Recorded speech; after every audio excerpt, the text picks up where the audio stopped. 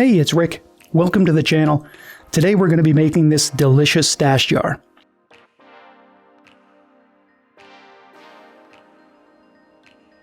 Now, first I start with Modo. That's my favorite software to work in, especially when building these sort of mechanical shapes. I went and got some cupcake cups for this so I could count the pleats around the sides and then figure out how many I needed to make it as accurate as possible.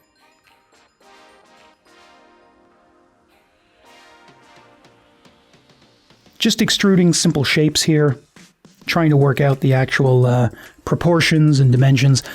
I just made a rough sketch, so I don't really have much to go by. Now here's the actual model, and then I pulled it into ZBrush so that I could take the extrusion of the top part of the cone and just make it one piece. I like Modo for the mechanical stuff, the geometric stuff, the symmetrical stuff like cylinders and squares and things, but if it's going to get organic and it's got to look like organic material, like food for example, ZBrush is better for that, sculpting is better for that. I mean, Modo does sculpting too, but not like ZBrush. ZBrush has got way more tools and capabilities. Also, it can handle a much higher poly count than most other software. You can model stuff in this like 10 million polygons, 20 million polygons, and it doesn't even slow down. Here I'm going to go in and clean up the undercuts. I'm building this specifically to be FDM 3D printed, and when you do that, if you don't want supports on the top half of the model, you need to modify your geometry in such a way that there are no overhangs, essentially. And now I'm doing some just general sculpting with this, smoothing everything out, trying to make it look like icing. I'm working on the base here, trying to solidify the whole thing. You could see how it was hollow in the middle because it's just a single extrusion that goes all the way around everything. So I've got to fill it in and make it solid. Here I'm just doing some freeform painting to try to make it look like drips and drops.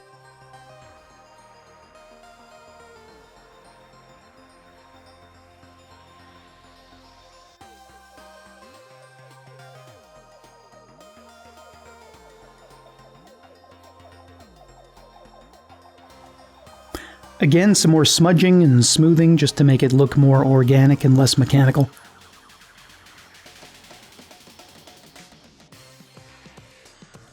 Now I've got to figure out how to make the actual top mate with the bottom and figure out the whole gasket thing.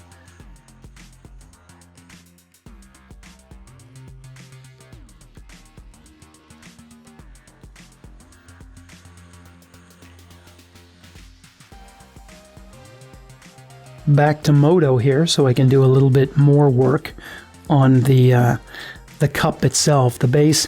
I need to Boolean out the shape. I need to make it hollow. So a Boolean function is where you use a positive model to cut that shape out of another model. You can see here what I'm doing is using this cylinder to cut out the hole inside the cup.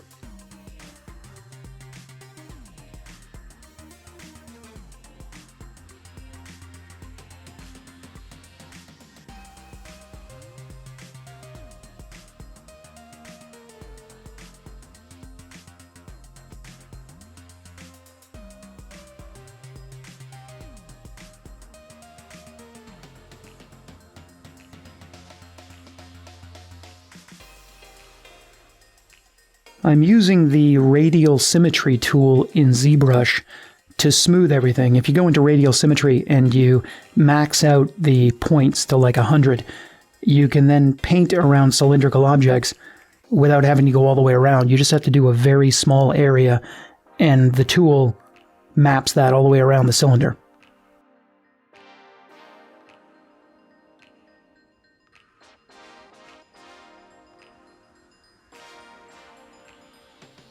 So like I said, I'm trying to figure out here how it's going to fit and sit. That top is just one whole piece now. It's all been Boolean together. So now I've got to figure out more Booleans to cut its shape so it'll fit down into the cup. It's kind of a complicated way of modeling because you're not just thinking of what you have in front of you, but you're thinking about negative spaces and how you're going to cut things out.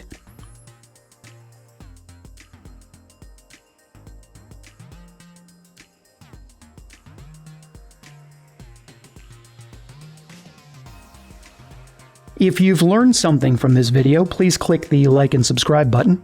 And if you didn't like it, feel free to leave a comment below and let me know why.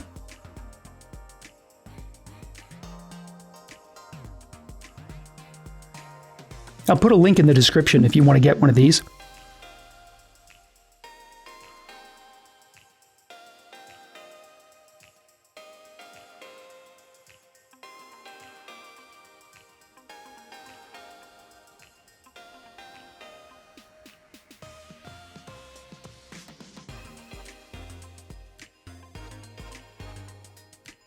Now I'm working on the gasket part, the actual reliefed ring around that where the gasket's going to sit.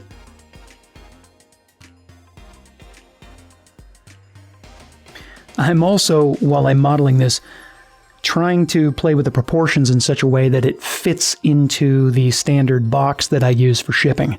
It's kind of a cheat, but I do like to reuse or just use the same packaging. Obviously, if I have to keep on hand a ton of different boxes in different sizes and shapes and stuff, it gets inconvenient. But here, my printers are banging out a blue one and a pink one. At least this is the top.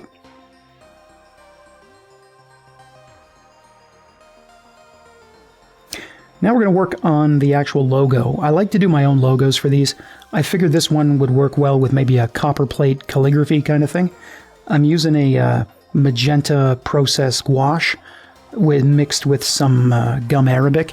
If you mix your paints with gum arabic, if you need them thicker, it's a natural thickener. You can get it at an art store.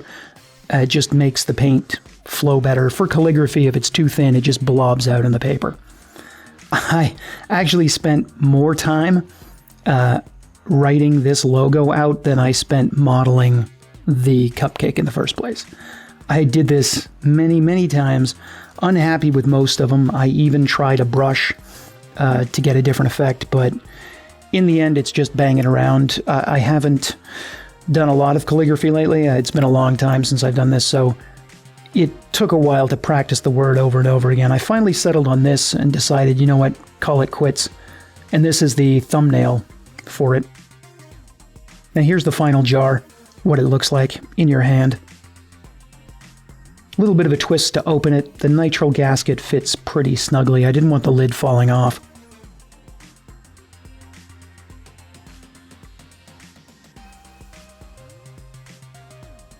I've printed them in a few different colors, some silks, some metallics, some other stuff.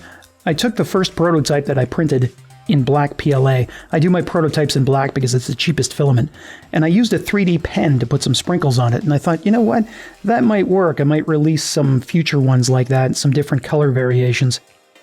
And that's how you get from sketch to model to final printed part. I hope you enjoyed it. Thanks for watching.